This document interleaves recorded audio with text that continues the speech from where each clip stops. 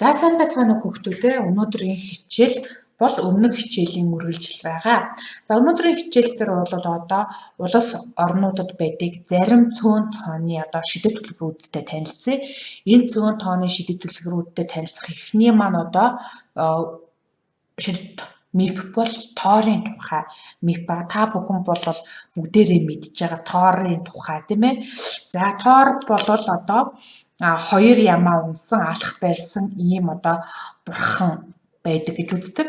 За тэгэхээр Норвегид Христийн шашин нэвтрэхээс өмнө хүмүүс тоор бурхан энэ хоёр ямаа хөлөглөн тэнгэрээр нисдэг гэдэгт бол итгэдэг байсан.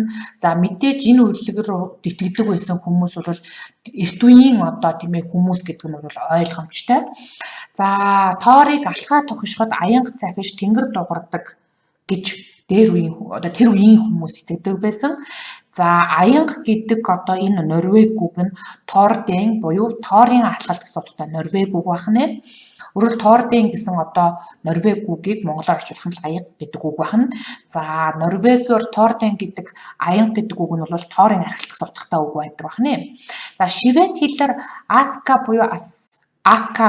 буюу тэнгэр дэх бурхны аял гэсэн утгатай. Тэгэхээр өөрөөр хэлэх юм бол энэ аянга цахилгаан гэсэн одоо энэ үгнүүд ер нь бусад улс орнуудын үгэнд ч ялгаагүй одоо тэнгэрээр одоо тийм ээ ниссэн явагч тэнгэрээр аялал хийдэг бурхад гэсэн одоо утгатай ийм үгнүүд байх нэлбэг байдаг байна. За эртний одоо винкчүүдийн үед аянга цахиж тэнгэр дугур бороо орох нь бол тариачд хэрэгтэй байсан. Иймэр тоорыг хүмүүс үр тарианы бурхан гэж одоо шүтдэг байсан. Өөрөөр хэлэх юм бол энэ үеийн хүмүүст бол шинжлэх ухааны мэдлэг болох байхгүй ховор хомос байсан.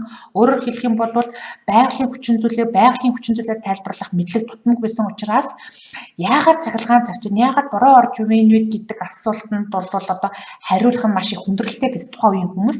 За өнөөдөр бид нар 21-р зууны өнцгөөс энэ шидэт амгийг одоо хариултыг харахад тийм ээ гинэн бүдүүлэг мэт боловч энэ хариултанд тухайн үеийн хүмүүс ирэлт хэрэгцээг хангаж байсан.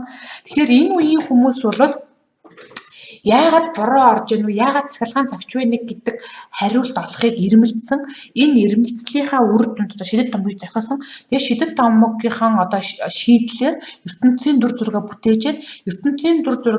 бүтээж парадигма бүтээж явахдаа юу гэсэн бэ гэхээр тэнгэр дугаар цахилгаан захих бол одоо тоор бурхан алхахаа одоо тогшоод аянга дугарж байна гэдэг ийм одоо тайлбар хийж ирсэн байна. Тэгэхээр өөрөөр хэлэх юм бол энэ шидэт амг гэдэг өгж байгаа эртний хүмүүсийн тайлбар бол эерэг болон сөрөг талтай. За сөрөг тал нь бол ойлгомжтой. Одоогийн бидний шинжлэх ухааны хөгжсөн 21-р зуунаас харахад хэтэрхий гинэн бүдүүлэг байгаа.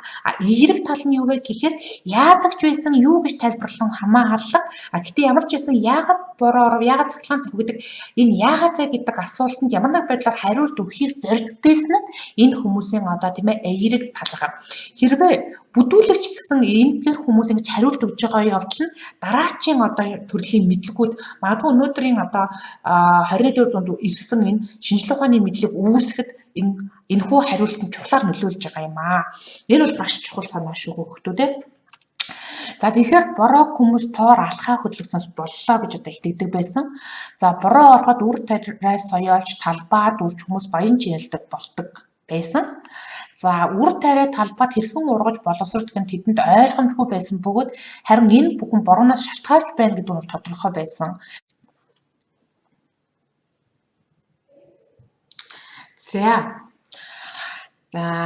бүгд тоор бороо оруулдаг гэж итгэдэг учраас тоор бол хамгийн том бурханд бол тооцдог өөрөөр хамгийн гол одоо тийм ээ шүтэн бурхан бол норвегичүүдийн хувьд бол тоор байсан байна. За тоорыг бас өөр нэг чухал үйл хэргийг гүйцэтгэдэг гэж тэд үздэг байсан. За эртний викинг хүмүүс дэлхийг гадны товтлогоо замнал хийлийн дор байдаг нэгэн арал хэмээн төсөөлж байсан өөрсдийнхөө одоо амьдардаг улсыг. За тэр төсөөлдөг байсан арал нь бол энэ дээр харагдаж байна. За эдгээр хүмүүс өөрсдийнхөө одоо тийм ээ амьдардаг одоо энэ газрыг болвол Midgard гэж нэрлэсэн.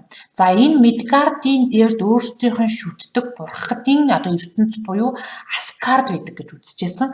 За харин энэ Midgard-ыг тойроод байнга одоо энэ Midgard болон Asgard-д хор учруулдаг хорон санаат одоо тийм ээ Утгардууд байдаг гэж одоо тийм ээ Midgard-ийн гадуур ертөнцийг устгахыг одоо оролдог хар санаатай элбчдийн ертөнд буй Утгард байдаг гэж одоо энэ хүмүүсүүд одоо тийм ээ итгэдэг байсан байна. Өөрөөр хэлэх юм бол Midgard, Asgard, Utgard гэсэн ийм 3 ертөнц байдаг тухай бол одоо тийм ээ тэд ярьжсэн байна. За ингээд тэр хорон санаат авраг биетүүд бол эмх замбраагүй хүч гэгддэг.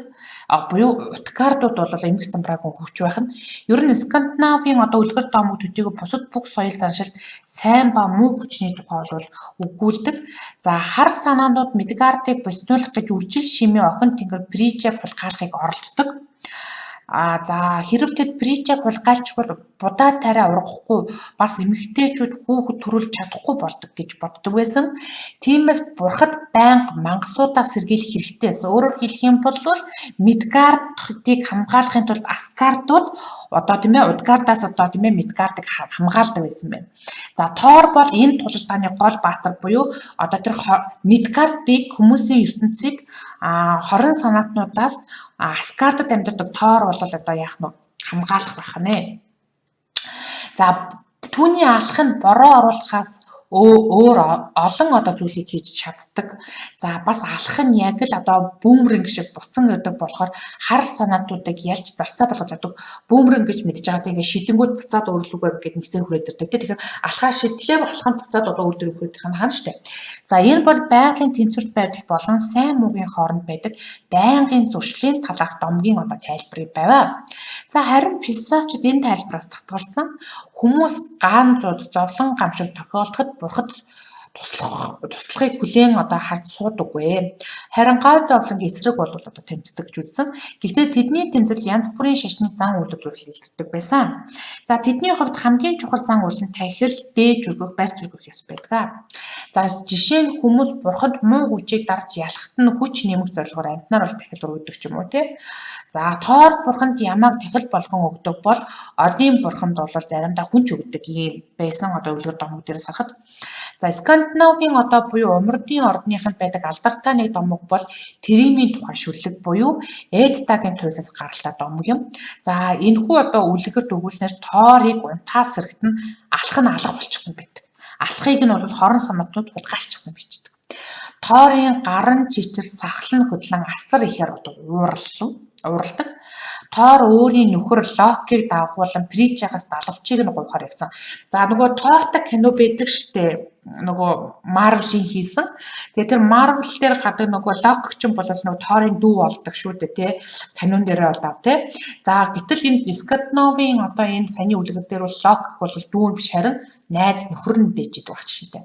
За ингээд тэрээр муу санаатуудын хорон одоо тийм ээ жоодхом руу нисч одоо үлэмж бит хар санаатуудынхаа Тримээс алхаа авъя гэдэг.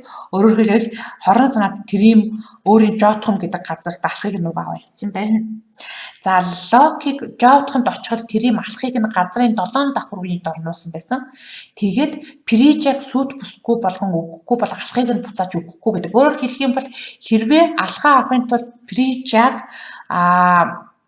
Тримэд өгөх юм бол Midgard-д хизээч одоо үр тариа ургахгүй хүүхэд эмэгтэйчүүд одоо хүүхэд төрүүлж чадахгүй ийм одоо гай зовлон ирэх байсан учраас Thor болон Loki-д бол амар тийм хүнд сонголт ирж байгаа байхгүй юу? Алхаа авч Thor хүчрэхэг байх уу эсвэл одоо Frigg-ийг өгөж одоо тийм ээ Midgard юм одоо тийм ээ үржил шимгүй байх уу гэдэг асуудал тулгарсан. За Thor-ын алах буюу хамгаалах зэвсгийг авсан учраас бүх дэлхийг захирах хүч хорон санаатанд бас байгаа. Өөрөөр хэлэх юм бол тэр хорвоо дэлхийг одоо тийм ээ захирах хүчүүд бол тэр алханд байгаад байгаа. Тэгэхээр Thor болон Loki-д бол маш ийм одоо хүндрэлтэй сонголтууд бол ирж байна. За тэд бас алхны оронд Frigg-ийг шаардж байна. Хэрвээ Frigg-ийг тэнд өгчхөл бүх ургамал ногоо өгүүрэн алга болж хүмүүс амьтад бурхад бол устна. За Loki Asgard руу буцан очиж хорон санаатнуудын хаантай гэрлэхийн тулд гоёл чимгээ зүү гэж Frigg-ад хийсэн. За харин эсрэгээр Frigg-а уурсаж хэрэг тэр хорон санаатнуудтай гэрлэвэл хүмүүс өөрийг нь самуун амьтан гэж бодно хэмээн одоо хорон санаатантай гэрлэгээс Прижал татгалзжээ. Харин Гемдал бурханд өөр санаа байсан. За Гемдал бурхан Торт сүт бүсгэн хувцас өмсгий зөвлөсөн. За үсээ дээш бож хувцсанд нь чолоо хийж эмэгтэй хүний дүрд хувирахаар болсон. Одоо Торыг бол эмэгтэй хүн болгож хувиргаж штэ. За Тор энэ санаанд ихэндээ дургуутж байсан болж алхаа буцааж авах өөр арга байхгүй байсан болохоор аргагүй ихэнд одоо хүлээн зөвшөөрсөн. За Тор сүт бүсгүй шиг хувцаслаж Локи бэргэний хувцас өмссөн. За энэ дээр байгаа зураг бол Локигийн одоо зураг байна. Тор сүт бүсгүй шиг хувцаслаж Локи бэргэний хувцас өмссөн. Та нар төсөөлөд үзтээ хорвоо ертөнцийн хамгийн супер одоо Тор бурхан алхаа авахын тулд Прижагийн орнд сүт бүсгүй болон одоо тийм ээ хувирж байна шүү дээ. За ингээд Жотхонд тэднийг ирэхэд авраг биетүүд хурмын дайлгад бол бэлдэж энэ тэнхүү хөлхөлдөж байсан. За хурмын үеэр бол сүт бүсгүй Тор хурмын үеэр сүт бүсгүй шиг хувцалсаж сүт бүсгүй оронд байсан Тор бүтэн үхэр 8 яргаа загас бол эзэн таар төсөөлтөө эмэгтэй хүн бүтэн үхэр идээд 8 яргаа загас эзчээ байжсэн. Бас бүтэн 3 торх дар суучсан. За үүнийг хараад тэрийн бол гайхаж очирсан буюу энэ одоо Прижа муу гэж одоо гайхаж хэргэлцэж эхлэхээ алдсан байна. За сүт бүсгүй жинхэнэ дүр төрх илчлэгчдэг шахсан энэ үед бол Локи ухаан сэлж Прижа Жотхонд ирэхийг тэсэн ядан бүтэн 7 хоног хоол идээгүй гэж одоо тайлбарлаж тэрийн гайхшрал тэрийн одоо тийм ээ тэр үл итгэлцлийг одоо ингэж арилгасан байна. За тэрийн сүт бүсгүйгээ тэврэн гэвлүүрийг нь сөхөж өмсөх гэтэл Торын үзэн ядсан хартаа тулгарсан байна. Та нар төсөөлтөө сүт бүсгүйгээ өмсөх гэсэн чинь Торын маш тэ үзэн ядсан хартаа тулгарсан байна. За Локи мөн түүнийг аварч сүт бүсгүй хурмандаа яраг 7 хоног унтаагүй гэж бас аргалсан байна. За тэрийн алхыг авчирч сүт бүсгүй хормойд бол тавихыг тушаасан. За Тор алхаа авангуудаа баясгалантайгаар архирч тэриймийг алж бүгдийг нь одоо тийм ээ арчин хайдаг. Ийхүү гайхамшиг хэрэг баярт үйл явдлаар одоо төгсөн байна. Тор бурхтын дундах Джеймс Бонд эсвэл Бэтмен болж одоо гэж хувирсан түүх байна. За энэ бол яг уу мифт гарч байгаа зүг үйл явдал. Гэтэл энэ үйл явдлын цаана ямар утга байна вэ гэдгийг тодорхойлох бол дараачийн асуудал, философийн асуудал тийм. За энэхүү үлгэр томгийн цаана жинхэнэ ямар утга байна гэдэг асуулт гарч ирж байгаа. За энэ бол зөвхөн сонирхуулахад зориулагдсан зүйл биш. Одоо зүгээр нэг үйл явдлыг хүмүүс уйдахтаа би бинд ярьж өгвөл Тор тэгсэн гинэ гэж сонирхуулж ярихад зориулагдсан зүйл бол биш вэ миф бол.